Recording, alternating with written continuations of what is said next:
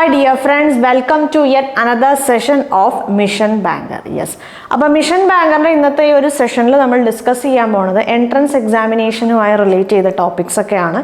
നമ്മളിപ്പോൾ എൻട്രൻസ് എക്സാമിനേഷൻ്റെ ആ ഒരു എന്താ പറയുക സെഷൻസിൽ നമ്മൾ നിർത്തിയത് ഫിസിക്സ് ആയിരുന്നു അല്ലേ. അതായത് ഫിസിക്സിൻ്റെ ഫസ്റ്റ് ചാപ്റ്റർ ആയ യൂണിറ്റ്സ് ആൻഡ് ഡയമെൻഷൻസ് എന്നുള്ള ആ ഒരു ചാപ്റ്ററിലുള്ള എല്ലാ ഇമ്പോർട്ടൻ്റ് നല്ല എല്ലാ ടോപ്പിക്സും നമ്മൾ ഡിസ്കസ് ചെയ്തു. ആ ഓരോ ടോപ്പിക്കിലും ഒരുപാട് ക്വസ്റ്റ്യൻസും കാര്യങ്ങളൊക്കെ നമ്മൾ ഡിസ്കസ് ചെയ്തു അല്ലേ. യെസ്, അപ്പോൾ ആ സെക്ഷൻസ് ഒക്കെ നിങ്ങൾക്ക് മനസ്സിലായി എന്നാണ് എൻ്റെ ഒരു വിശ്വാസം. എന്തെങ്കിലുമൊക്കെ ഡൗട്ട്സ് ഉണ്ടെങ്കിൽ കോമൻറ്റ് സെക്ഷനിൽ ചോദിച്ചാൽ മതി.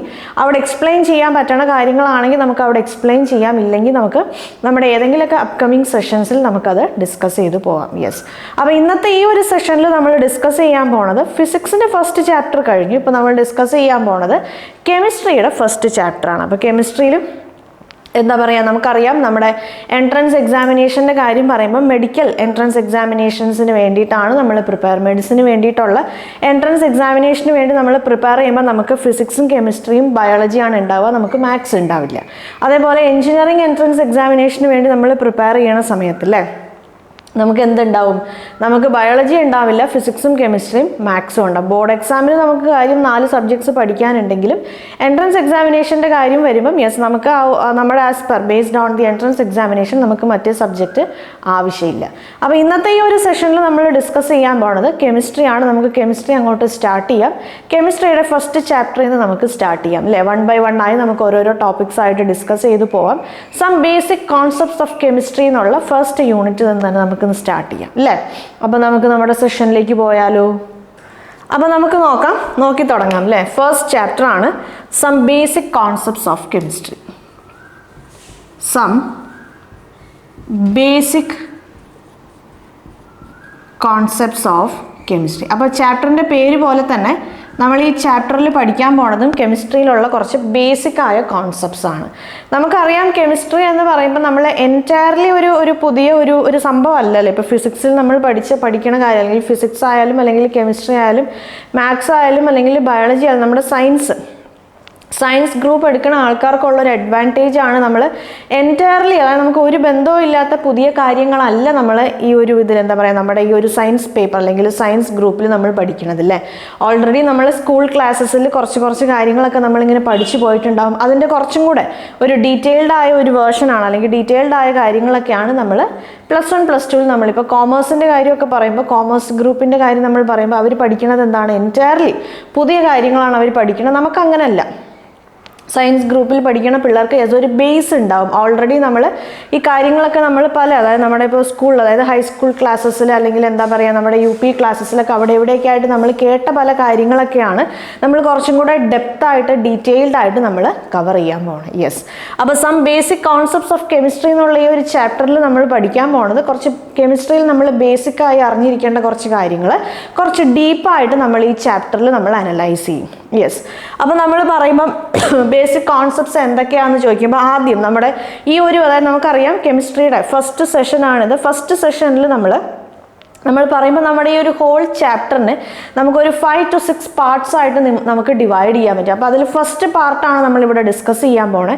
അപ്പോൾ ഫസ്റ്റ് പാർട്ടിൽ നമ്മൾ ഡിസ്കസ് ചെയ്യണത് ഭയങ്കര ബേസിക്കായ കുറച്ച് കാര്യങ്ങളാണ്. എന്താണ് മാറ്റർ, അല്ലെങ്കിൽ എന്താ പറയുക എന്താണ് നമ്മുടെ മാറ്ററിൻ്റെ ഒരു ക്ലാസിഫിക്കേഷൻ എന്താണ്, അല്ലെങ്കിൽ എന്താണ് ഡെൻസിറ്റി, അല്ലെങ്കിൽ എന്താണ് ടെമ്പറേച്ചർ, അല്ലെങ്കിൽ നമ്മൾ പറയുമ്പോൾ എന്താണ് പ്യുവർ സബ്സ്റ്റൻസ്, ഇങ്ങനെയുള്ള കുറച്ച് ഭയങ്കര ബേസിക്കായ കുറച്ച് കാര്യങ്ങൾ നമ്മൾ ജസ്റ്റ് ഒന്ന് ഓടിച്ചൊന്ന് നോക്കി പോകും.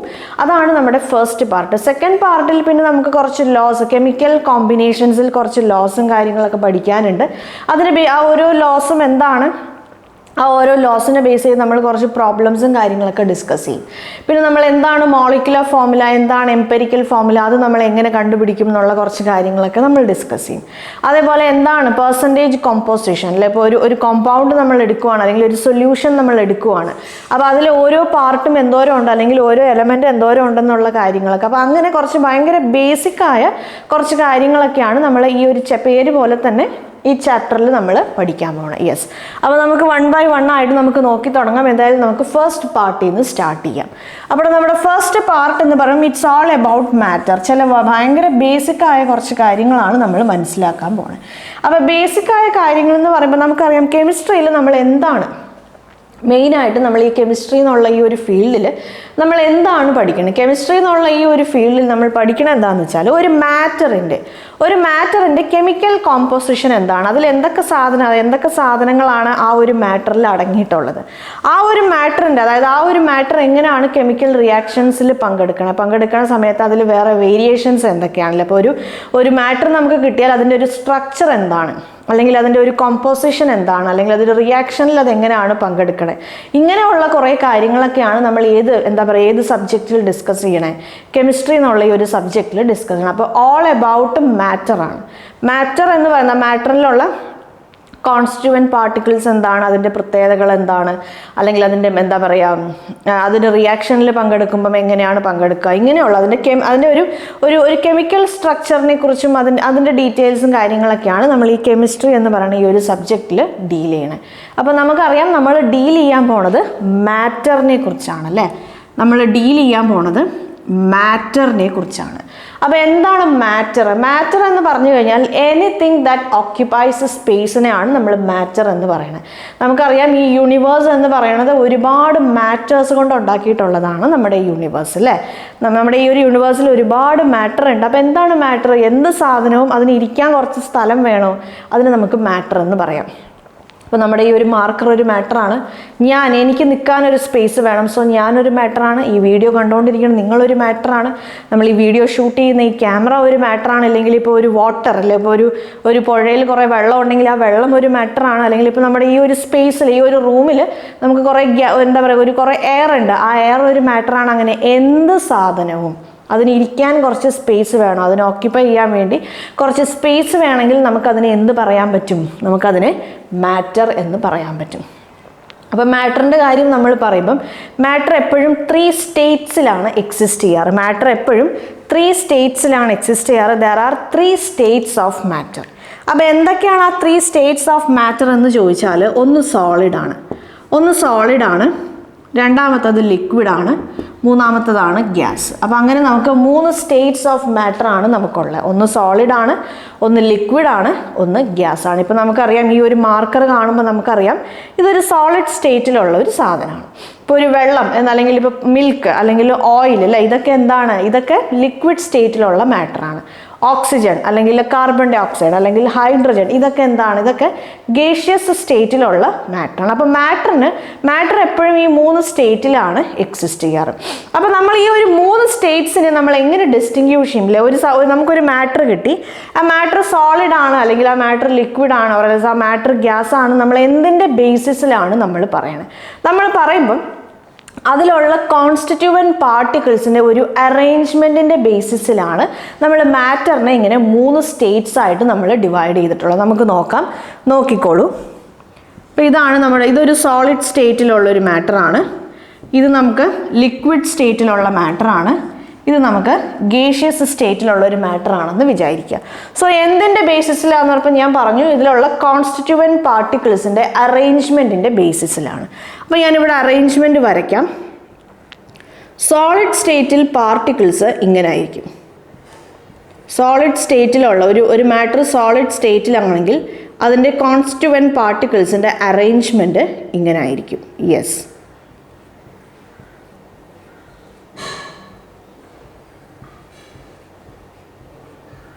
ഓക്കെ.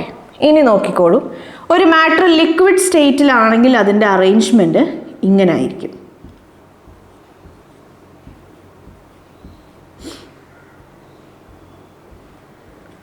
ഒരു മാറ്റർ ഗേഷ്യസ് സ്റ്റേറ്റിലാണെങ്കിൽ അതിൻ്റെ പാർട്ടിക്കിൾസിൻ്റെ അറേഞ്ച്മെൻറ്റ് ഇങ്ങനെ ആയിരിക്കും.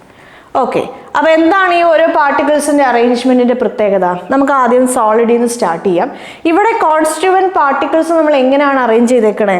വെരി ക്ലോസ്ലി പാക്ഡ് അല്ലേ, വെരി ക്ലോസ്ലി പാക്ഡ്. അവിടെ ഒരു ഇൻ്റർമീഡിയറ്റിൽ അങ്ങനെ സ്പേസ് ഇല്ല, 2 പാർട്ടിക്കിൾസിൻ്റെ ഇടയ്ക്ക് നമുക്ക് എന്തില്ല? സ്പേസ് ഇല്ല. അപ്പോൾ 2 പാർട്ടിക്കിൾസ് അല്ലെങ്കിൽ അതിലുള്ള എല്ലാ പാർട്ടിക്കിൾസും ഇങ്ങനെ ഭയങ്കര ക്ലോസ് ആയി പാക്ക് ചെയ്തുണ്ടാകുമ്പോൾ നമുക്ക് എന്ത് പറയാം? There is no freedom of movement അല്ലേ, നോ ഫ്രീഡം ഓഫ് മൂവ്മെൻറ്റ്. ഇവിടെ ഒന്ന് അനങ്ങാൻ പോലും പറ്റില്ല, ഓരോ പാർട്ടിക്കിളിനും ഫ്രീഡം ഓഫ് മൂവ്മെൻറ്റ്. അപ്പോൾ സോളിഡ് സ്റ്റേറ്റിൽ പാർട്ടിക്കിൾസിൻ്റെ കോൺസ്റ്റിറ്റ്യൂവൻറ്റ് പാർട്ടിക്കിൾസിൻ്റെ പ്രത്യേകത എന്താണ്? ആ പാർട്ടിക്കിൾസൊക്കെ നമ്മൾ ഭയങ്കര ക്ലോസ് ആയിട്ടായിരിക്കും പാക്ക് ചെയ്തിട്ടുണ്ടാവണേ. അതേപോലെ എന്താണ്, അപ്പോൾ ഭയങ്കര ക്ലോസ് ആയി പാക്ക് ചെയ്ത് അവിടെ ഇടയ്ക്ക് ഒരു തരി പോലും ഒരു ഇച്ചിരി പോലും സ്പേസ് ഇല്ലാണ്ട് വന്നു കഴിയുമ്പം അവിടെ ഒരു മൂവ്മെൻറ്റേ പോസിബിൾ അല്ല. There is no freedom of movement എന്ന് വേണമെങ്കിൽ നമുക്ക് പറയാം. ഇപ്പം നമ്മൾ ലിക്വിഡിൻ്റെ കാര്യം വരുമ്പോൾ എന്താണ്, particles are close to each other. Particles close to each other ആണ്. പക്ഷെ അവിടെ ഒരു ഇടയ്ക്കൊരു ഗ്യാപ്പ് ഉണ്ട്. ഇടയ്ക്കൊരു ഗ്യാപ്പ് ഉള്ളത് കൊണ്ട് സ്ലൈറ്റ് മൂവ്മെൻറ്റ് ഈസ് പോസിബിൾ അല്ലെങ്കിൽ നമുക്ക് പറയാം there is A freedom of movement എന്ന് പറയാം. സ്ലൈറ്റ് മൂവ്മെൻറ്റ് അല്ലെങ്കിൽ freedom of movement is there അല്ലേ. ഒരു ചെറുതായിട്ടൊക്കെ ഒന്ന് അനങ്ങാനൊക്കെ ഉള്ള ഒരു ഫ്രീഡം അവിടെ ഉണ്ട് ഈ ഒരു ലിക്വിഡ് സ്റ്റേറ്റിൽ. നമ്മൾ ഗേഷ്യസ് സ്റ്റേറ്റിലേക്ക് വരുമ്പോൾ പാർട്ടിക്കിൾസ് എന്താണ്, വൈഡ് അപ്പാർട്ടാണ് അല്ലെങ്കിൽ ഫാർ അപ്പാർട്ടാണ് അല്ലേ. Particles are very far apart. അത് അടുത്തടുത്താണെന്ന് നമുക്ക് പറയാൻ പറ്റില്ല. അവർ തമ്മിൽ ഭയങ്കര ഗ്യാപ്പാണ്. ഒരു റാൻഡം ആയിട്ടാണ് നമ്മൾ എന്താ അറേഞ്ച് ചെയ്തേക്കണേ, പാർട്ടിക്കിൾസ് ഗേഷ്യസ് സ്റ്റേറ്റിൽ അറേഞ്ച് ചെയ്തേക്കണേ. പിന്നെ എന്താണ്, അപ്പോൾ പാർട്ടിക്കിൾസ് ഇങ്ങനെ അവിടെ ഇവിടെയൊക്കെ ആയിട്ട് അറേഞ്ച് ചെയ്തതുകൊണ്ട് ഭയങ്കര ഫ്രീ ആയിട്ട് മൂവ് ചെയ്യാൻ പറ്റും. ഫ്രീ മൂവ്മെൻറ്റ് ഈസ് പോസിബിൾ അല്ലേ. Free movement is there. ഭയങ്കര ഫ്രീ ആയിട്ട് പാർട്ടിക്കിൾസിന് എന്ത് ചെയ്യാൻ പറ്റും, ഗേഷ്യസ് സ്റ്റേറ്റിൽ മൂവ് ചെയ്യാൻ പറ്റും. അപ്പോൾ ഇങ്ങനെ പാർട്ടിക്കിൾസിൻ്റെ ഈ രീതിയിലുള്ള അറേഞ്ച്മെൻറ്റിൻ്റെ ബേസിസിലാണ് നമ്മൾ ഒരു മാറ്ററിനെ സോളിഡായിട്ടും ലിക്വിഡായിട്ടും ഗ്യാസായിട്ടും നമ്മൾ ക്ലാസിഫൈ ചെയ്യണം. അപ്പോൾ പാർട്ടിക്കിൾസിൻ്റെ ഈ അറേഞ്ച്മെൻറ്റിലുള്ള ഈ വേരിയേഷൻസ് എങ്ങനെയാണ് നമ്മുടെ മാറ്ററിനെ അഫക്റ്റ് ചെയ്യുന്നത് നോക്കിക്കോളൂ. പാർട്ടിക്കിൾസ് ഭയങ്കര ക്ലോസ് ആയി പാക്ക് ചെയ്തിട്ടുള്ളത് കൊണ്ട് സോളിഡ് സ്റ്റേറ്റിലുള്ള ഒരു മാറ്ററിന് എന്തുണ്ടാവും, ഡെഫിനിറ്റ് ആയ ഷേപ്പ് ഉണ്ടാവും. സോളിഡ് സ്റ്റേറ്റിലുള്ള ഒരു മാറ്ററിന് എന്തുണ്ടാവും, ഡെഫിനിറ്റ് ആയ ഒരു ഷേപ്പ് ഉണ്ടാവും. അതേപോലെ പാർട്ടിക്കിൾസിന് ഒരു ഫ്രീഡം ഓഫ് മൂവ്മെൻറ്റ് ഇല്ല അല്ലേ. പാർട്ടിക്കിൾസിന് ഒരു ഫ്രീഡം ഓഫ് മൂവ്മെൻറ്റ് ഇല്ലാത്തതുകൊണ്ട് എന്താണ്, ഒരു ഡെഫിനിറ്റ് ആയ വോള്യൂം ഉണ്ടാവും. ഒരു ഡെഫിനിറ്റ് ആയ ഒരു വോള്യൂമും ഉണ്ടാവും. അതേപോലെ ഇവിടെ നോക്കിക്കോളൂ.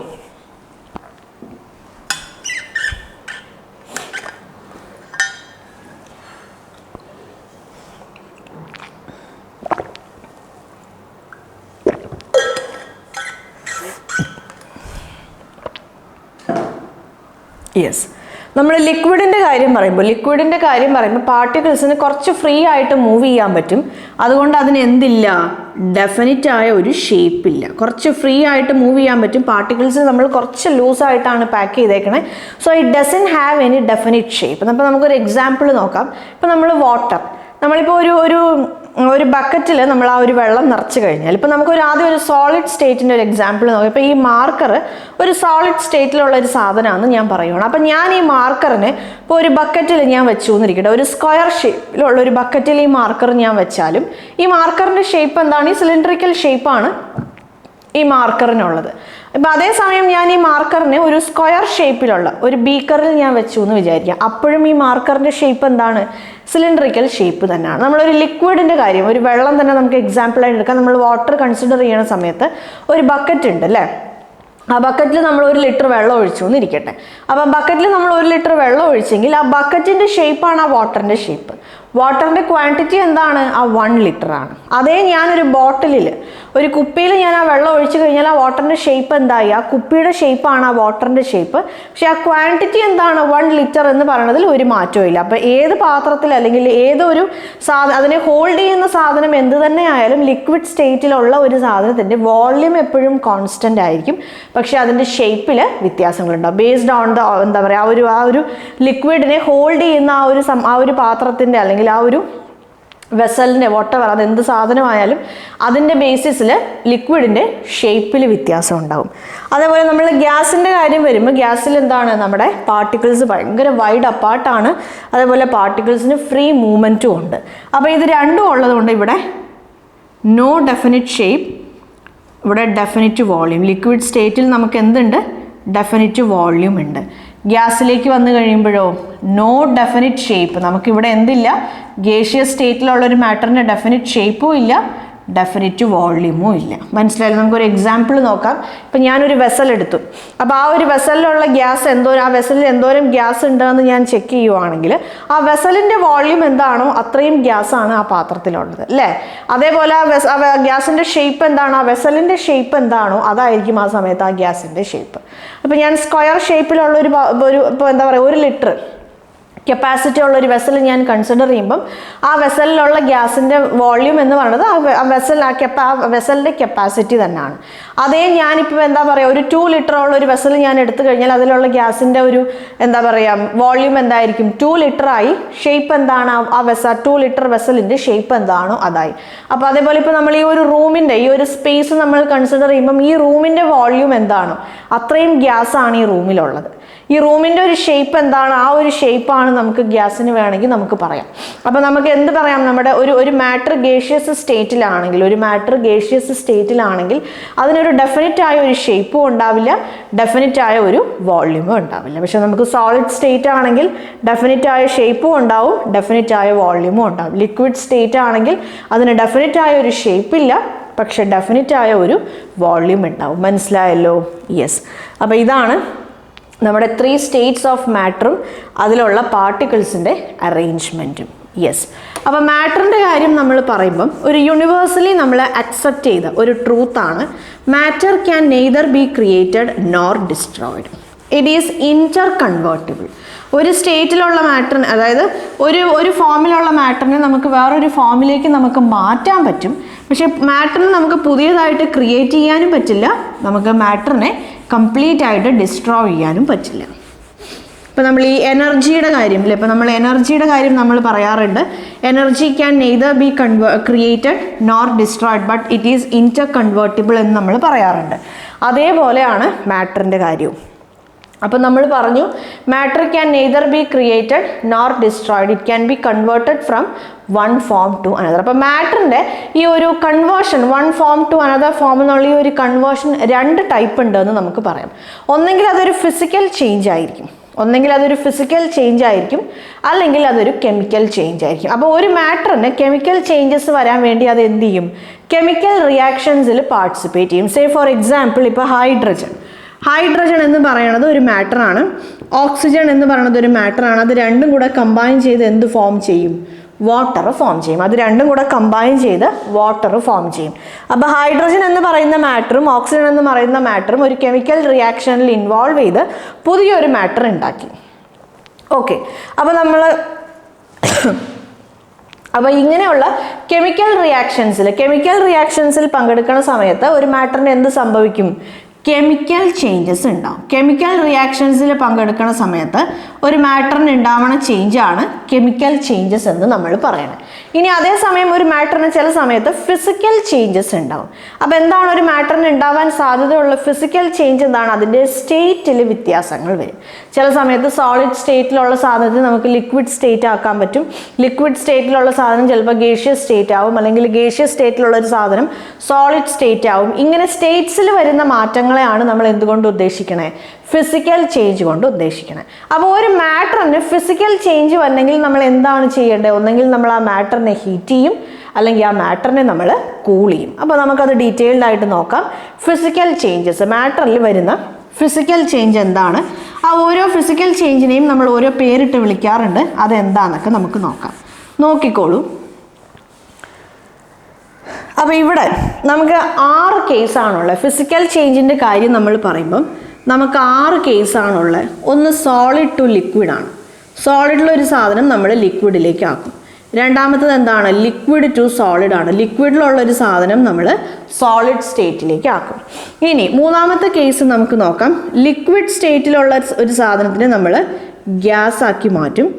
ഗേഷ്യസ് സ്റ്റേറ്റിലുള്ള ഒരു സാധനത്തെ നമ്മൾ എന്താക്കി മാറ്റും, ലിക്വിഡാക്കി മാറ്റും. ഇതാണ് മൂന്നാമത്തെയും നാലാമത്തെയും കേസ്. ഇനി ഒരു 5ാമത്തെ കേസാണ് സോളിഡ് സ്റ്റേറ്റിലുള്ളതിനെ നമുക്ക് എന്താക്കാൻ പറ്റും, നമുക്ക് ഗേഷ്യസ് സ്റ്റേറ്റിലേക്ക് മാറ്റാൻ പറ്റും. ഗേഷ്യസ് സ്റ്റേറ്റിലുള്ളതിനെ നമുക്ക് സോളിഡ് സ്റ്റേറ്റിലേക്ക് മാറ്റാൻ പറ്റും. ഇങ്ങനെ നമുക്ക് 6 ടൈപ്സ് ഓഫ് ഫിസിക്കൽ ചേഞ്ചസ് ആണ് മെയിനായിട്ട് ഒരു മാറ്ററിലുള്ളത്. അപ്പോൾ ഒരു സ്റ്റേറ്റിലുള്ള, ഞാൻ പറഞ്ഞു, ഒരു സ്റ്റേറ്റിലുള്ള ഒരു സാധനത്തിന് വേറൊരു സ്റ്റേറ്റിലേക്ക് നമ്മൾ മാറ്റുമ്പം ഒന്നെങ്കിൽ നമ്മൾ അതിനെ ഹീറ്റ് ചെയ്യും, അല്ലെങ്കിൽ നമ്മൾ അതിനെ കൂൾ ചെയ്യും.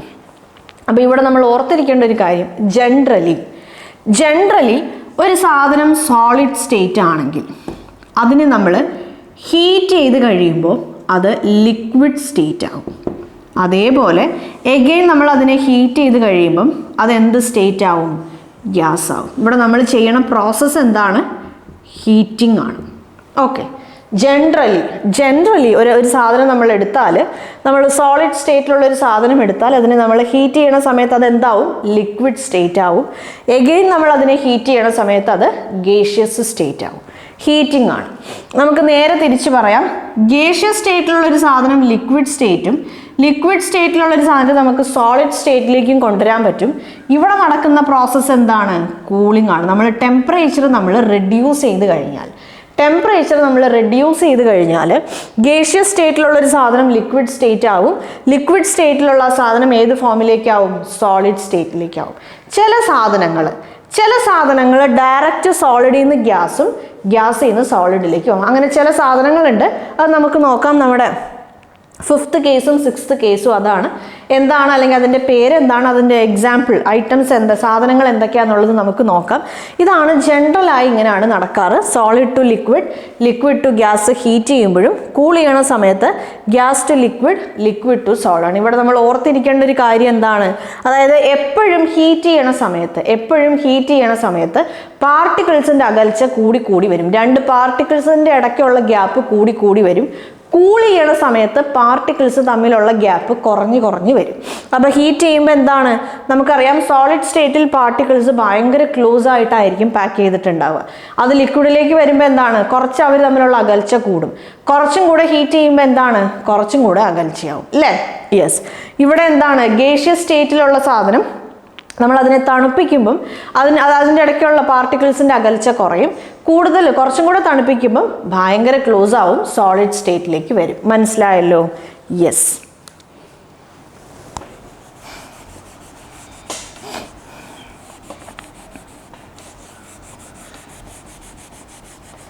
അപ്പോൾ ഇവിടെ നമ്മൾ 6 കേസ് എഴുതിയിട്ടുണ്ട്. ഓരോന്നിലും ഹീറ്റിംഗ് ആണോ കൂളിംഗ് ആണോ എന്നുള്ളത് നോക്കാം. എന്നിട്ട് ഈ ഓരോ പ്രോസസ്സിനും നമ്മൾ എന്ത് പേരാണ് പറയണതെന്നുള്ളത് നോക്കാം. സോളിഡ് ടു ലിക്വിഡ് ആണെങ്കിൽ നോക്കിക്കോളൂ, സോളിഡിൽ ക്ലോസ്ലി പാക്ഡ് ആണ്, ഇവിടെ കുറച്ചും കൂടെ ലൂസാണ്. സോ ഇവിടെ നമ്മൾ എന്താണ് ചെയ്യണത്? ഹീറ്റിംഗ് ആണ്. ലിക്വിഡിൽ നിന്ന് സോളിഡ് ആവുമ്പോഴോ? യെസ്, കൂളിംഗ് ആണ്. ലിക്വിഡ് ടു ഗ്യാസ് ആവുമ്പോഴോ? അത് ഹീറ്റിംഗ് ആണ്. ഗ്യാസ് ടു ലിക്വിഡ് ആവുമ്പോഴോ? അത് കൂളിംഗ് ആണ്. സോളിഡ് ടു ഗ്യാസ് ആവുമ്പോൾ എന്താണ്? അത് ഹീറ്റിംഗ് ആണ്. ഗ്യാസ് ടു സോളിഡ് ആവുമ്പോൾ എന്താണ്? അത് കൂളിംഗ് ആണ്. മനസ്സിലായല്ലോ? അപ്പോൾ ഇനി ഓരോന്നിൻ്റെ പേര് നോക്കാം. അപ്പോൾ നമുക്ക് ഓരോ എക്സാമ്പിൾ നോക്കാം, എന്നിട്ട് നോക്കാം. ഇപ്പോൾ സോളിഡ് സ്റ്റേറ്റിൽ ഇപ്പോൾ ഐസ് അല്ലേ, ഐസ് ഇപ്പോൾ നമ്മൾ ഫ്രീസറിൽ നിന്ന് പുറത്തേക്ക് എടുത്ത് വെച്ച് കഴിഞ്ഞാൽ അത് വെള്ളം പോലെ ആവും. വെള്ളമാകും. അപ്പോൾ നമ്മൾ എന്താണ് പറയാറ്? ഐസ് ഉരുകിപ്പോയി എന്ന് പറയും. എന്താണ്? ഐസ് മെൽറ്റായി, മെൽറ്റിംഗ്. ഒരു സാധനം സോളിഡ് സ്റ്റേറ്റിലുള്ള ഒരു സാധനം ലിക്വിഡ് സ്റ്റേറ്റിലേക്ക് ആവുമ്പോൾ നമ്മൾ അതിനെ എന്ത് പറയും? മെൽറ്റിംഗ് എന്ന് പറയും. ഇനി ലിക്വിഡ് സ്റ്റേറ്റ് സെയിം, നമ്മൾ ആ ഐസ് ട്രേയിൽ നമ്മൾ വെള്ളം നിറച്ചിട്ട് നമ്മൾ ഫ്രീസറിൽ വെച്ച് കഴിഞ്ഞാൽ എന്താവും? ഐസ് ഫ്രീസ് ആവും, അല്ലേ? ആ സാധനത്തിൻ്റെ പേര് തന്നെ എന്താണ്? ഫ്രീസറാണ്. അപ്പം ലിക്വിഡ് സ്റ്റേറ്റിലുള്ള ഒരു സാധനം സോളിഡ് ആവണേന് നമ്മൾ എന്താണ് പറയുക? ഫ്രീസിങ് എന്ന് പറയും. ഓക്കെ. ഇനി ലിക്വിഡ് സ്റ്റേറ്റിലുള്ള ഒരു സാധനം ഗ്യാസ് ആയി, നമ്മളിപ്പോൾ വെള്ളം തിളപ്പിക്കുവാണ്, തിളപ്പിച്ച് വെള്ളം ഇങ്ങനെ എന്തായി പോവും? നീരാവിയായിട്ട് പോവും. വേപ്പറൈസേഷൻ. ഓക്കെ. ഇനി ഗേഷ്യസ് സ്റ്റേറ്റിലുള്ള ഒരു സാധനം ലിക്വിഡ് സ്റ്റേറ്റിലേക്ക് ആവുകയാണെങ്കിൽ എന്താണ്? കണ്ടൻസേഷൻ. നമ്മളതിനെ കണ്ടൻസേഷൻ എന്നാണ് പറയുക. യെസ്. ഓക്കെ. ഇനി സോളിഡ് ടു ഗ്യാസിൽ നമ്മുടെ ഏറ്റവും എന്താ പറയുക, ഒരു നല്ലൊരു എക്സാമ്പിളാണ് നമ്മുടെ കർപ്പൂരം. നമ്മൾ കർപ്പൂരം കത്തിക്കുന്ന സമയത്ത് കർപ്പൂരം സോളിഡായ ഒരു സാധനമാണ്. ആ സാധനം നമ്മൾ ചൂടാക്കുന്ന സമയത്ത് അത് എന്തായി പോവും? ഗ്യാസ് ആയിട്ടാണ് പോണേ. അവിടെ ലിക്വിഡ് സ്റ്റേറ്റ് ഇല്ല. കർപ്പൂരം കത്തിക്കുമ്പം കുറേ പേര് ലൈവായി നമ്മൾ കണ്ടിട്ടുള്ളൊരു എക്സാമ്പിളാണ്, കത്തിക്കുന്ന സമയത്ത് ലിക്വിഡ് ആവാതെ അത് ഡയറക്റ്റ് ഗ്യാസ് ആയി പോവും. അപ്പോൾ സോളിഡ് സ്റ്റേറ്റിലുള്ളൊരു സാധനം ഗ്യാസ് ആവുന്നതിന് നമ്മൾ എന്ത് പറയും? സബ്ലിമേഷൻ എന്ന് പറയും. Yes, sublimation. ഇനി ഗേഷ്യസ് സ്റ്റേറ്റിലുള്ള ഒരു സാധനം സോളിഡ് സ്റ്റേറ്റിലേക്ക് ആവുന്നതിന് നമ്മൾ ഡെപ്പോസിഷൻ എന്ന് പറയും. എല്ലാ സാധനങ്ങളും നമ്മൾ എല്ലാ സോളിഡ് സ്റ്റേറ്റിലുള്ള സാധനങ്ങളും നമ്മൾ ഹീറ്റ് ചെയ്യണ സമയത്ത് എന്താവില്ല? ഗ്യാസ് ആവില്ല. അപ്പോൾ അതിന് കുറച്ച് എക്സാമ്പിൾസ് ഉണ്ട്, നോക്കാം. ഒന്ന് ഡ്രൈ ഐസ്. ഡ്രൈ ഐസ് ഒരു എക്സാമ്പിളാണ്. നാഫ്തലിൻ ഒരു എക്സാമ്പിളാണ്. സബ്ലിമേഷൻ നടക്കുന്ന സാധനങ്ങളുടെ പേരാണ്. ഒന്ന് ഡ്രൈ ഐസ് നമുക്ക് പറയാം, അതേപോലെ നമുക്ക് നാഫ്തലിൻ പറയാം,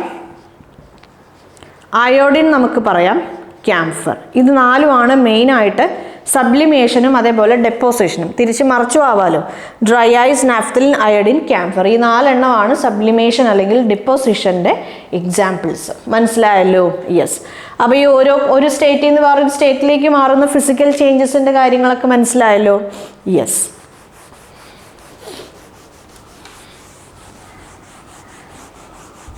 അപ്പോൾ നമുക്ക് ജസ്റ്റ് ഇത്രയും മനസ്സിലാക്കിയിരുന്നാൽ മതി. First chapter, as far as your first chapter is concerned, നമ്മൾ ഇത്രയും മനസ്സിലാക്കിയിരുന്നാൽ മതി. നമ്മൾ എന്താ പറയുക, നമ്മുടെ തെർമോഡൈനാമിക്സ് എന്നുള്ള ചാപ്റ്റർ നമ്മൾ കെമിസ്ട്രിയിൽ നമുക്കുണ്ട്, ഫിസിക്സിലും നമുക്കുണ്ട്. അപ്പോൾ ഈ ചാപ്റ്ററിൽ നമ്മൾ ഡിസ്കസ് ചെയ്യും സ്പെസിഫിക് ഹീറ്റ് കപ്പാസിറ്റി എന്താണ്, അല്ലെങ്കിൽ മെൽറ്റിംഗ് പോയിന്റ് എന്താണ്, ബോയിലിംഗ് പോയിന്റ് എന്താണ്, ഹീറ്റ് കപ്പാസിറ്റി എന്താണ്, അല്ലേ? ഇങ്ങനെയുള്ള കുറേ കാര്യങ്ങളുണ്ട്. ഇതൊക്കെ നമ്മൾ ഡീറ്റെയിൽഡ് ആയിട്ട് തെർമോഡൈനാമിക്സ് എന്നുള്ള ഒരു ചാപ്റ്ററിൽ ഡീറ്റെയിൽഡ് ആയിട്ട് ഡിസ്കസ് ചെയ്യും. നമ്മുടെ ഫസ്റ്റ് ചാപ്റ്ററിൽ നമ്മൾ ഇത്രയും മനസ്സിലാക്കിയിരുന്നാൽ മതി. യെസ്. അപ്പോൾ ഇനി നമുക്ക് നോക്കാം ക്ലാസിഫിക്കേഷൻ ഓഫ് മാറ്റർ. അപ്പോൾ മാറ്ററിൻ്റെ ക്ലാസിഫിക്കേഷൻ പറയുമ്പോൾ നമ്മൾ 3 സ്റ്റേറ്റ്സ് നമ്മൾ ഡിസ്കസ് ചെയ്തു. There are 3 States of matter എന്ന് പറഞ്ഞു. അത് ക്ലാസിഫിക്കേഷൻ ഓഫ് മാറ്റർ അല്ല. മാറ്റർ എക്സിസ്റ്റ് ചെയ്യുന്ന 3 സ്റ്റേറ്റ്സിനെ കുറിച്ചാണ് നമ്മൾ ഇത്രയും നേരം സംസാരിച്ചുകൊണ്ടിരുന്നത്. അപ്പോൾ ഇനി ഡിസ്കസ് ചെയ്യാൻ പോകുന്നത് മാറ്ററിനെ നമ്മൾ എങ്ങനെയാണ് ക്ലാസിഫൈ ചെയ്തേക്കുന്നത്. മാറ്ററിനെ നമ്മൾ ബ്രോഡായിട്ട് 2 രീതിയിൽ ക്ലാസിഫൈ ചെയ്തിട്ടുണ്ട്. ഒന്ന് പ്യുവർ സബ്സ്റ്റൻസസ് ആണ്. ഒന്ന് എന്താണ്? പ്യുവർ സബ്സ്റ്റൻസസ് ആണ്. രണ്ടാമത്തത് മിക്സ്ചേഴ്സ് ആണ്. പ്യുവർ സബ്സ്റ്റൻസിനെ പിന്നെയും നമ്മൾ 2ആയി ക്ലാസിഫൈ ചെയ്തിട്ടുണ്ട്. ഒന്ന് എലമെൻറ്റ്സ് ആണ്. ഒന്ന് എന്താണ്? ഒന്ന് എലമെൻറ്റ്സ് ആണ്. രണ്ടാമത്തത് കോമ്പൗണ്ട്സ് ആണ്. ഓക്കെ. അതേപോലെ മിക്സ്ചേഴ്സിനെ നമ്മൾ 2ആയിട്ട് ക്ലാസിഫൈ ചെയ്തിട്ടുണ്ട്. ഒന്ന് ഹോമോജിനസ് മിക്സ്ചേഴ്സ് ആണ്. ഒന്ന് എന്താണ്? ഒന്ന് ഹോമോജിനസ് മിക്സ്ചേഴ്സ് ആണ്. രണ്ടാമത്തത് ഹെട്രജിനസ് മിക്സ്ചേഴ്സ് ആണ്. ഹെട്രജിനസ് മിക്സ്ചേഴ്സ്. അപ്പോൾ ഇത് ഓരോന്നും എന്താണെന്നാണ് നമ്മൾ ഇനി ഡിസ്കസ് ചെയ്യാൻ പോകുന്നത്. ഇതിലുള്ള കുറേ കാര്യങ്ങൾ, എന്താണ് പ്യുവർ സബ്സ്റ്റൻസ്, എന്താണ് മിക്സ്ചേഴ്സ്, എന്താണ് എലമെൻറ്റ്സ്, എന്താണ് കോമ്പൗണ്ട്സ്, എന്താണ് ഹോമോജിനസ് മിക്സ്ചേഴ്സ്, അതേപോലെ എന്താണ് ഹെറ്റർജിനസ് മിക്സ്ചേഴ്സ് എന്നുള്ള കാര്യങ്ങളൊക്കെയാണ് നമ്മൾ ഇനി ഡിസ്കസ് ചെയ്യാൻ പോകുന്നത്. നമുക്ക് 1 by 1 ആയിട്ട് നോക്കി തുടങ്ങാം. അപ്പോൾ നമ്മൾ ഈ ഒരു പ്യുവർ സബ്സ്റ്റൻസസിലേക്ക് പോണതിന് മുമ്പ് നമ്മൾ മനസ്സിലാക്കിയിരിക്കേണ്ട 2 ടേമാണ്. ഒന്ന് ആറ്റം, രണ്ടാമത്തത് മോളിക്യൂൾ. ഒന്ന് ആറ്റം, രണ്ടാമത്തത് മോളിക്യൂൾ. അപ്പോൾ എന്താണ് ആറ്റം? ആറ്റം എന്ന് പറഞ്ഞു കഴിഞ്ഞാൽ ഒരു മാറ്ററിലുള്ള ഏറ്റവും സ്മോളസ്റ്റ് ആയ യൂണിറ്റ് എന്ന് വേണമെങ്കിൽ നമുക്ക് പറയാം. ആറ്റം എന്ന് പറഞ്ഞിട്ട് is the smallest unit of A matter which possess all the properties of the matter. ആ ഒരു ആറ്റത്തിൻ്റെ പ്രത്യേകത എന്താണ്? ആ മാറ്ററിന് എന്തൊക്കെ പ്രോപ്പർട്ടീസ് ആണോ ഉള്ളത്, ആ എല്ലാ പ്രോപ്പർട്ടീസും ആർക്കുണ്ടാവും? ഈ ആറ്റം എന്ന് പറയുന്ന ഈ ഒരു പാർട്ടിക്കിളിന് ഉണ്ടാവും, അല്ലെങ്കിൽ ഈ ഒരു യൂണിറ്റിന് ഉണ്ടാവും എന്ന് നമുക്ക് പറയാം.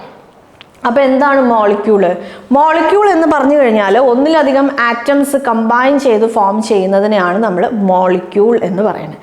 അപ്പോൾ ഇവിടെ ഒന്നിലധികം ആറ്റംസ് കമ്പൈൻ ചെയ്യാന്ന് പറഞ്ഞു കഴിഞ്ഞാൽ എങ്ങനെയാണ് ആ കോമ്പിനേഷൻ? കെമിക്കൽ ബോണ്ടിലൂടെയാണ് ഒന്നിലധികം ആറ്റംസ് കമ്പൈൻ ചെയ്യണം. അവിടെ അവർ ഇലക്ട്രോൺസ് ഷെയർ ചെയ്യും. യു സി, നമ്മുടെ 2ാമത്തെ ചാപ്റ്റർ സ്ട്രക്ചർ ഓഫ് ആറ്റം എന്നുള്ളതാണ് നമ്മുടെ 2nd ചാപ്റ്റർ.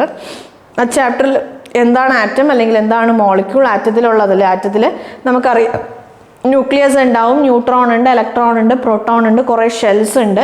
അതേപോലെ ഔട്ടർ മോസ്റ്റ് ഷെല്ലാണ് നമ്മുടെ റിയാക്ഷൻസിൽ പങ്കെടുക്കണം. ഇങ്ങനെ കുറേ ബേസിക്കായ കാര്യങ്ങളുണ്ട്. അതൊക്കെ നമ്മൾ 2nd ചാപ്റ്ററിൽ ഡീറ്റെയിൽഡ് ആയിട്ട് ഡിസ്കസ് ചെയ്യും. നമ്മുടെ സ്ട്രക്ചർ ഓഫ് ആറ്റം.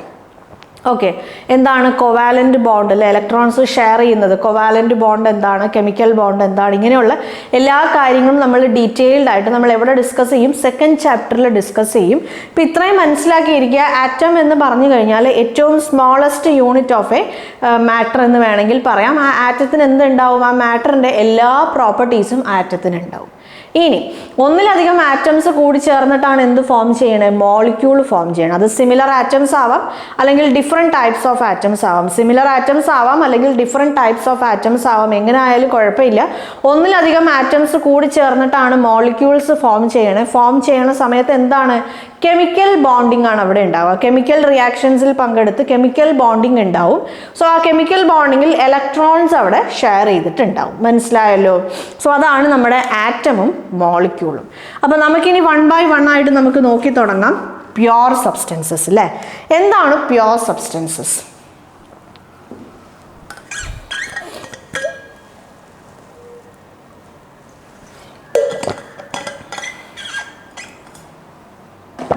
Yes,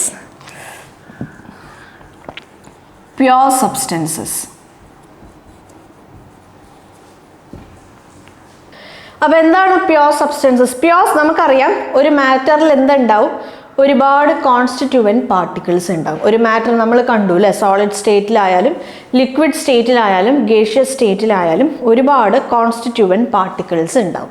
അപ്പോൾ ഈ കോൺസ്റ്റിറ്റ്യൂവൻറ്റ് പാർട്ടിക്കിൾസിൻ്റെ എല്ലാ പാർട്ടിക്കിൾസിൻ്റെയും കെമിക്കൽ നേച്ചർ സെയിം ആണെങ്കിൽ, ഈ എല്ലാ പാർട്ടിക്കിൾസിൻ്റെയും കെമിക്കൽ നേച്ചർ സെയിം ആണെങ്കിൽ അതിനെയാണ് നമ്മൾ എന്ത് പറയണേ? പ്യുവർ സബ്സ്റ്റൻസസ് എന്ന് പറയണേ. അപ്പോൾ നമ്മൾ ഇതിൽ കുറച്ച് പോയിന്റ്സ് നമ്മൾ ഓർത്തിരിക്കേണ്ടതുണ്ട് നമ്മുടെ പ്യുവർ സബ്സ്റ്റൻസസിൽ. നോക്കിക്കോളൂ. First one, made up of similar atoms or molecules. Similar atoms or molecules. Similar atoms or molecules. Pure സബ്സ്റ്റൻസസിൽ ഒന്നെങ്കിൽ ഇപ്പം നമ്മൾ പറയുമ്പോൾ സേ ഫോർ എക്സാമ്പിൾ, ഇപ്പം നമ്മൾ ഒരു ബീക്കർ ഞാൻ എടുത്തു. ഈ ബീക്കറിൽ ഞാൻ എന്ത് ചെയ്തു? കുറേ ഓക്സിജൻ ഗ്യാസ് ഞാൻ നിറച്ചു. ഈ ബീറ്ററിൽ ഞാൻ ഓക്സിജൻ ഗ്യാസ് നിറച്ചു എന്ന് വിചാരിക്കും. ഈ ഒരു ബീക്കറിൽ ഞാൻ ഓക്സിജൻ ഗ്യാസ് നിറച്ചു. അപ്പോൾ ഞാൻ പറയുമ്പം ഇതിൽ ഈ ഒരു ഓക്സിജൻ ഗ്യാസിൽ ഒരുപാട് കോൺസ്റ്റിറ്റ്യൂവൻറ്റ് പാർട്ടിക്കിൾസ് ഉണ്ടാകും. ഗ്യാസാണ്, സോ വൈഡ് അപ്പാർട്ടായിരിക്കും, ഭയങ്കര ഫാർ അപ്പാർട്ടായിരിക്കും. പക്ഷെ ഒരുപാട് കോൺസ്റ്റിറ്റ്യൂവൻറ്റ് പാർട്ടിക്കിൾസ് ഉണ്ടാവും. ഇതിലുള്ള എല്ലാ പാർട്ടിക്കിൾസും എന്താണ്? എല്ലാ പാർട്ടിക്കിൾസും ഓക്സിജൻ ആറ്റംസ് ആണ് അല്ലേ? എല്ലാ പാർട്ടിക്കിൾസും എന്താണ്? എല്ലാ പാർട്ടിക്കിൾസും ഓക്സിജൻ ആറ്റംസ് ആണ്. Similar atom or molecule. ഇപ്പോൾ വേറൊരു എക്സാമ്പിൾ നോക്കാം. ഞാനൊരു ബീക്കറിൽ കുറച്ച് വെള്ളം നിറച്ച് വെച്ചു എന്ന് വിചാരിക്കുക. ഒരു ബീക്കറിൽ ഞാൻ വെള്ളം നിറച്ച് വെച്ചു. നമുക്കറിയാം വാട്ടർ എന്ന് പറയുന്നത് ആറ്റം അല്ല, കുറേ മോളിക്യൂൾസ് ആണ്. കുറച്ച് വെള്ളം നമ്മൾ എടുത്തു കഴിഞ്ഞാൽ അതിൽ ഒരുപാട് വാട്ടർ മോളിക്യൂൾസ് ആണ് ഉണ്ടാവുക.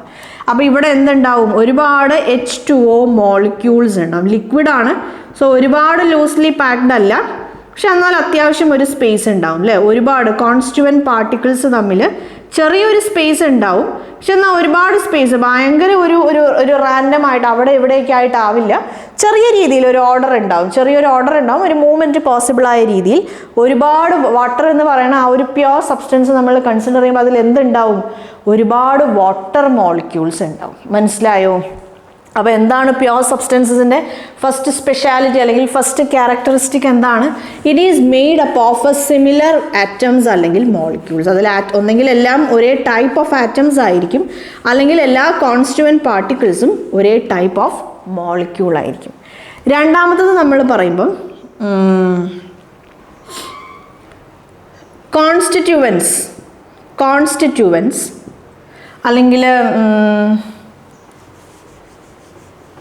നമുക്കെങ്ങനെ പറയാം? they have constant melting point and boiling point. constant melting point and boiling point. MP എന്ന് പറയുന്നത് മെൽറ്റിംഗ് പോയിന്റ് ആണ്. BP എന്ന് പറയുന്നത് ബോയിലിംഗ് പോയിന്റ് ആണ്. ഇപ്പോൾ നമ്മളൊരു എക്സാമ്പിൾ പറയാം. വാട്ടറിൻ്റെ മെൽറ്റിംഗ് പോയിന്റ് എന്താണ്? ഫിക്സ്ഡ് ആണ്. Water is A pure substance ആണ്. വാട്ടർ ഒരു പ്യുവർ ആയ സബ്സ്റ്റൻസ് ആണ്. വെള്ളത്തിൻ്റെ ബോയിലിംഗ് പോയിന്റ് എന്താണ്? ബോയിലിംഗ് പോയിന്റ് 100 ഡിഗ്രി സെൽഷ്യസ് ആണ്. അതേപോലെ വെള്ളത്തിൻ്റെ മെൽറ്റിംഗ് പോയിന്റ് എന്താണ്? വെള്ളത്തിൻ്റെ മെൽറ്റിംഗ് പോയിന്റ് 0 ഡിഗ്രി സെൽഷ്യസ് ആണ്, വിച്ച് ഈസ് കോൺസ്റ്റൻറ്റ് ഓൾവേസ് അല്ലേ? ഈ രണ്ട് വാല്യൂസും എപ്പോഴും കോൺസ്റ്റൻ്റ്. അപ്പോൾ ഒരു സാധനം പ്യുവർ സബ്സ്റ്റൻസ് ആണെങ്കിൽ അതിൻ്റെ മെൽറ്റിംഗ് പോയിന്റും ബോയിലിംഗ് പോയിന്റും എപ്പോഴും എന്തായിരിക്കും? കോൺസ്റ്റൻ്റ് ആയിരിക്കും. പിന്നെ നമ്മൾ മൂന്നാമത്തെ കാര്യം പറയുമ്പം പ്യുവർ സബ്സ്റ്റൻസസിൽ they have same composition throughout. ആ ഒരു പ്യുവർ സബ്സ്റ്റൻസിൽ മുഴുവനായിട്ട് എന്തായിരിക്കും? ഒരേ കോമ്പോസിഷൻ ആയിരിക്കും, സെയിം കോമ്പോസിഷൻ ത്രൂ ഔട്ട് എന്ന് വേണമെങ്കിൽ നമുക്ക് പറയാം. പിന്നെ ഇനി നമ്മൾ നാലാമത്തെ കാര്യം പറയുമ്പം in A chemical reaction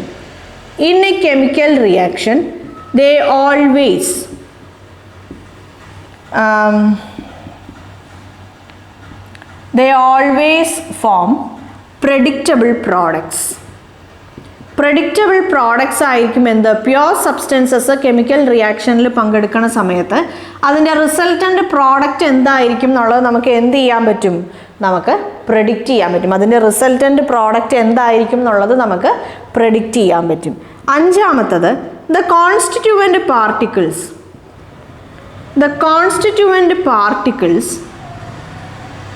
cannot be separated by simple physical methods. Simple physical method എന്ന് നമ്മൾ പറയുമ്പം എന്താണ് ഈ സിമ്പിൾ ഫിസിക്കൽ മെത്തേഡ് കൊണ്ട് ഉദ്ദേശിക്കുന്നത്? അതായത് ഫിൽട്രേഷൻ അല്ലെങ്കിൽ ഹാൻഡ് പിക്കിംഗ് അല്ല. ഇപ്പോൾ നമ്മൾ എന്താ പറയുക, ഇപ്പോൾ ഒരു പാത്രത്തിൽ നമ്മൾ കുറച്ച് വെള്ളം ഒഴിച്ചു, എന്നിട്ട് നമ്മൾ അതിൽ കുറച്ച് മണ്ണ് മിക്സ് ചെയ്തു എന്ന് വിചാരിക്കും. നമ്മൾ ആ ഒരു എന്താ പറയുക, ഒരു മടി വാട്ടർ അല്ലെങ്കിൽ ആ ഒരു മണലുള്ള ആ ഒരു വെള്ളം നമ്മൾ ഒരു അരിപ്പയിൽ കൂടെ ഒഴിച്ചു കഴിഞ്ഞാൽ നമുക്കതിനെ ഫിൽട്ടർ ചെയ്തെടുക്കാൻ പറ്റും. അപ്പോൾ നമുക്ക് ആ ഒരു മടി വാട്ടറിലുള്ള കോൺസ്റ്റിറ്റ്യൂവൻറ്റ് പാർട്ടിക്കിൾസ് എന്താണ്, രണ്ട് പാർട്ടിക്കിൾ ഉണ്ട്. ഒന്ന് മഡാണ് അല്ലെങ്കിൽ ഒന്ന് സാൻഡാണ്, രണ്ടാമത്തത് എന്താണ്, രണ്ടാമത്തത് വെള്ളമാണ്. അപ്പോൾ ആ കോൺസ്റ്റിറ്റ്യൂവൻറ്റ് പാർട്ടിക്കിൾസിന് നമുക്ക് എന്ത് ചെയ്തെടുക്കാൻ പറ്റും, സിമ്പിൾ ഫിസിക്കൽ മെത്തേഡ്സ് കൊണ്ട് നമുക്ക് സെപ്പറേറ്റ് ചെയ്തെടുക്കാൻ പറ്റും. അറ്റ് ദ സെയിം ടൈം നമ്മുടെ സബ്സ്റ്റൻസ് പ്യുവർ സബ്സ്റ്റൻസ് ആണ്. നമുക്കറിയാം മഡി വാട്ടർ പ്യുവർ സബ്സ്റ്റൻസ് അല്ല, അതൊരു മിക്സ്ചറാണ്. മിക്സ്ചർ എന്താണെന്നുള്ളത് നമുക്ക് നെക്സ്റ്റ് നോക്കാം. ഇപ്പോൾ പ്യുവർ സബ്സ്റ്റൻസിന് ഇപ്പോൾ നമ്മൾ ഇപ്പോൾ ഒരു വെള്ളം നമ്മൾ പറഞ്ഞു, അതിൽ സിമിലർ കൈൻഡ്സ് ഓഫ് മോളിക്യൂൾസ് ആണ്, വാട്ടർ മോളിക്യൂൾസ് ആണ്. ഈ ഓരോരോ വാട്ടർ മോളിക്യൂളിനെയും നമുക്ക് എന്ത് ചെയ്യാൻ പറ്റില്ല, നമുക്ക് ഒരു സിമ്പിൾ ഫിസിക്കൽ മെത്തേഡ്സ് കൊണ്ട് നമുക്ക് സെപ്പറേറ്റ്, നമ്മൾ വാട്ടർ ഫിൽറ്റർ ചെയ്ത് കഴിഞ്ഞാൽ നമുക്ക് ഓരോരോ മോളിക്യൂൾ നമുക്ക് സെപ്പറേറ്റ് ആയിട്ട് കിട്ടത്തില്ല. മനസ്സിലായല്ലോ? സോ ഇതൊക്കെയാണ് നമ്മുടെ പ്യുവർ സബ്സ്റ്റൻസസിൻ്റെ മെയിനായ പ്രോപ്പർട്ടീസ്. എന്തൊക്കെയാണ്? ഒന്നെങ്കിൽ സിമിലർ കൈൻഡ് ഓഫ് ആറ്റംസ് ആയിരിക്കും, അല്ലെങ്കിൽ സിമിലർ കൈൻഡ് ഓഫ് മോളിക്യൂൾസ് ആയിരിക്കും അതിൻ്റെ കോൺസ്റ്റിറ്റ്യൂവൻറ്റ് പാർട്ടിക്കിൾസ്. രണ്ടാമത്തത് എന്താണ്? രണ്ടാമത്തത് അതിൻ്റെ ബോയിലിംഗ് പോയിന്റും മെൽറ്റിംഗ് പോയിന്റും എപ്പോഴും കോൺസ്റ്റൻ്റ് ആയിരിക്കും.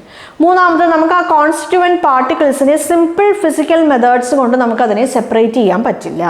നാലാമത്തത് എന്താണ്? കെമിക്കൽ റിയാക്ഷനിൽ ഈ പ്യുവർ സബ്സ്റ്റൻസസ് കെമിക്കൽ റിയാക്ഷനിൽ പാർട്ടിസിപ്പേറ്റ് ചെയ്താൽ ഫോം ചെയ്യണത് എപ്പോഴും എന്തായിരിക്കും, പ്രഡിക്റ്റബിൾ ആയ പ്രോഡക്ട്സ് ആയിരിക്കും. പ്രോഡക്റ്റ് എന്തായിരിക്കും എന്നുള്ളത് നമുക്ക് പ്രെഡിക്റ്റ് ചെയ്യാൻ പറ്റും.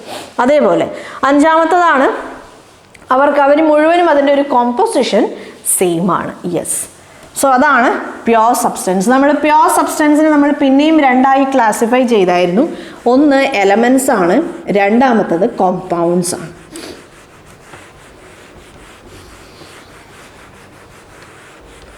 ഒന്ന് എന്താണ്? ഒന്ന് എലമെൻറ്റ്സ് ആണ്, രണ്ടാമത്തത് കോമ്പൗണ്ട്സ് ആണ്.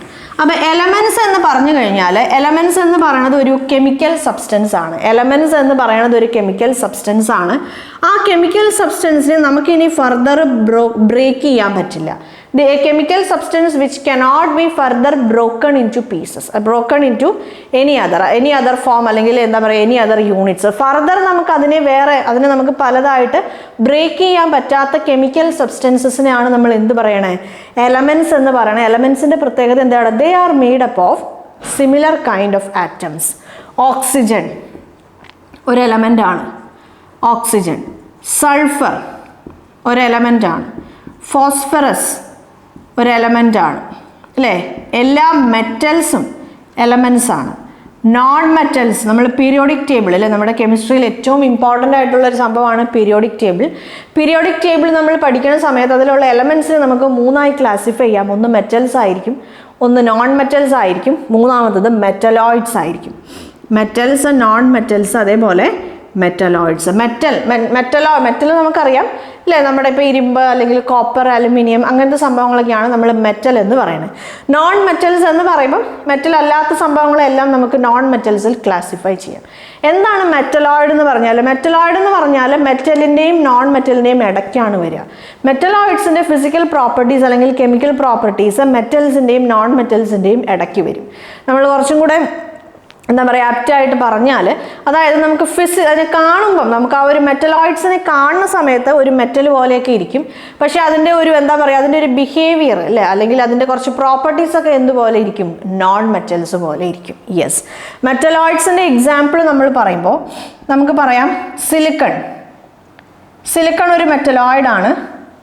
ജർമാനിയം ഒരു മെറ്റലോയിഡാണ്. പിന്നെ നമുക്ക് ബോറോൺ വേണമെങ്കിൽ പറയാം, അതും എന്താണ്, ഒരു മെറ്റലോയിഡാണ്. സിലിക്കൺ ഒരു മെറ്റലോയിഡാണ്, ജർമാനിയം ഒരു മെറ്റലോയിഡാണ്, ബോറോണും. നമുക്ക് ഇങ്ങനെ കുറച്ച് മെറ്റലോയിഡ്സ് ഉണ്ട്. നമ്മുടെ പീരിയോഡിക് ടേബിൾ ഡിസ്കസ് ചെയ്യുന്ന സമയത്ത് നമുക്കത് ഡീറ്റെയിൽഡ് ആയിട്ട് നോക്കാം. അപ്പോൾ oxygen, sulphur, phosphorus, metals, non metals, metalloids, ഇതൊക്കെ എന്താണ്, ഇതെല്ലാം ഇപ്പം നമുക്ക് എന്ത് പറയാം, എലമെൻസ് ആണ്. അപ്പോൾ നമ്മൾ പറഞ്ഞു നമ്മുടെ എലമെൻസിൽ സിമിലർ കൈൻഡ് ഓഫ് ആറ്റംസ് ആണ്. ഓക്സിജൻ നമ്മൾ കൺസിഡർ ചെയ്യുമ്പം O2 ആണ്. 2 ആറ്റമും എന്താണ്, ഓക്സിജൻ ആണ്.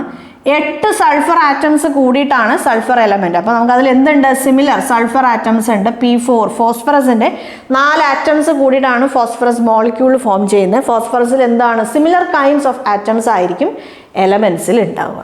അപ്പോൾ ഇനി എന്താണ് കോമ്പൗണ്ട്? കോമ്പൗണ്ടിന്റെ കാര്യം പറയുമ്പം elements combine together to form compounds. Elements എന്ത് ചെയ്യും, കെമിക്കൽ റിയാക്ഷനിൽ പങ്കെടുക്കും.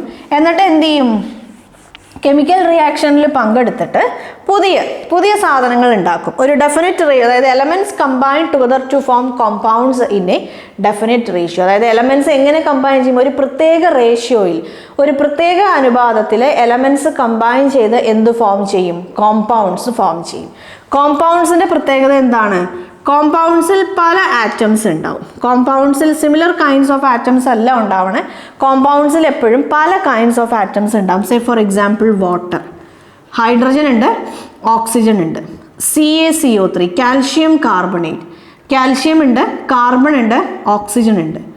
H2SO4 നമുക്കറിയാം ഏറ്റവും സ്ട്രോങ്ങസ്റ്റ് ആയിട്ടുള്ള ഒരു ആസിഡാണ് H2SO4. ചെറുതായിട്ടൊരു തുള്ളി നമ്മുടെ മേത്ത് ചാടിയാൽ തന്നെ അവിടെ പൊള്ളിപ്പോണ രീതിയിലുള്ള അത്രയും സ്ട്രോങ് ആയ ഒരു ആസിഡാണ് സൾഫ്യൂരിക് ആസിഡ് അല്ലേ. അപ്പോൾ സൾഫ്യൂരിക് ആസിഡിൽ എന്തൊക്കെയുണ്ട്, 3 എലമെന്റ്സ് ഉണ്ട്. ഒന്ന് ഹൈഡ്രജൻ ഉണ്ട്, സൾഫർ ഉണ്ട്, ഓക്സിജൻ ഉണ്ട്. സിമിലർ ആറ്റംസ് അല്ല, ഡിഫറെൻറ്റ് കൈൻഡ്സ് ഓഫ് ആറ്റമാണ്. HCl അല്ലേ, HCl എന്ന് പറയുമ്പോൾ ഹൈഡ്രോക്ലോറിക് ആസിഡാണ്. ഹൈഡ്രോക്ലോറിക് ആസിഡാണ്. അപ്പോൾ ഈ ഹൈഡ്രോക്ലോറിക് ആസിഡിൻ്റെ പ്രത്യേകത എന്താണ്, ഹൈഡ്രജൻ ഉണ്ട്, ക്ലോറിൻ ഉണ്ട്. നമ്മൾ വേറൊരു എക്സാമ്പിൾ നോക്കുമ്പം Na2SO4 അല്ലേ, സോഡിയം സൾഫേറ്റ്. സോഡിയം സൾഫേറ്റ് ആണ്. എന്തൊക്കെയുണ്ട്, സോഡിയം ഉണ്ട്, സൾഫർ ഉണ്ട്, ഓക്സിജൻ ഉണ്ട്. സിംപ്ലി നമ്മുടെ ഉപ്പ് എന്താണ്, NaCl, സോഡിയം ക്ലോറൈഡ്. എന്തൊക്കെയുണ്ട്, സോഡിയം ഉണ്ട്, ക്ലോറിൻ ഉണ്ട്. 2 എലമെന്റ്സ് ഉണ്ട്, അല്ലെങ്കിൽ 2 കൈൻഡ് ഓഫ് ആറ്റംസ് ഉണ്ട്. മനസ്സിലായല്ലോ. അപ്പോൾ കോമ്പൗണ്ട്സ് എന്ന് പറയുമ്പം elements combine together in A fixed ratio two form compounds.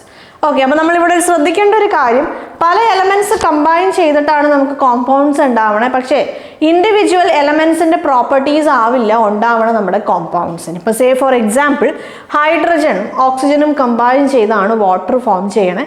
ഹൈഡ്രജന്റെയും ഓക്സിജന്റെയും properties അല്ല ആർക്കുള്ളത്, വാട്ടറിനുള്ളത്. മനസ്സിലായി, അതിൻ്റെ പ്രോപ്പർട്ടീസിൽ, ഫിസിക്കൽ പ്രോപ്പർട്ടീസിൽ അല്ലെങ്കിൽ അതിൻ്റെ കെമിക്കൽ പ്രോപ്പർട്ടീസിലൊക്കെ എന്ത് വരും, വേരിയേഷൻസ് വരും.